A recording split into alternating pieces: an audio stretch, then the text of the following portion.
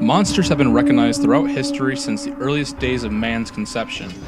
The ancient Greeks and Egyptians, as an example, would often depict their gods and religious figures as beasts or of supernatural appearances.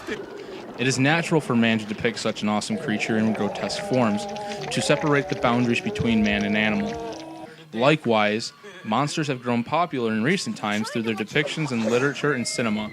Often portrayed as the antagonist, and normally as of a supernatural entity, monsters usually get a bad reputation. Some films even play off the stereotype that is resolved around monstrous beings being evil and bad for society by displaying what we think of a monster as false in reality. Such films as The Elephant Man, Edward Scissorhands, and even Disney's Beauty and the Beast are prime examples of this. In these films, the monster is shown to be either a deformed human or a big scary beast, but it is the audience's job to overcome the visual aspect and learn that the character, which was thought of to be the monster, is actually a good guy. In Beauty and the Beast in the beginning is portrayed as a big, cruel monster that everyone in the town is afraid of. But at the end of the movie, the audience learns that the real monsters was the angry mob of townspeople and not the scary monster that the audience had originally thought in the beginning. This applies to Edward Scissorhands as well, because in the beginning of the movie he was seen as a freak due to his deformity, but in the end he turns out to be a great person even though he has scissors for hands.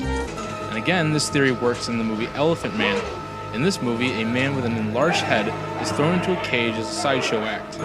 The audience once again sees his character as a monster, but in the end, the real monster is all the normal people that make fun of him about his deformity. Therefore, in some cases, it is the audience's job to overcome the visual aspects that the cinema presents, and dig deeper into the personality of each character, because it is what a person does that makes them a monster, not how they look.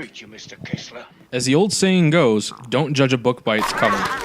Cinema does an excellent job at portraying this message by using character development to portray a character's true nature rather than through visual cues. Nowhere is this more apparent than through the portrayal of monsters in cinema, as monsters are a strong visual object of the unnatural. Why don't you go where fashion sits?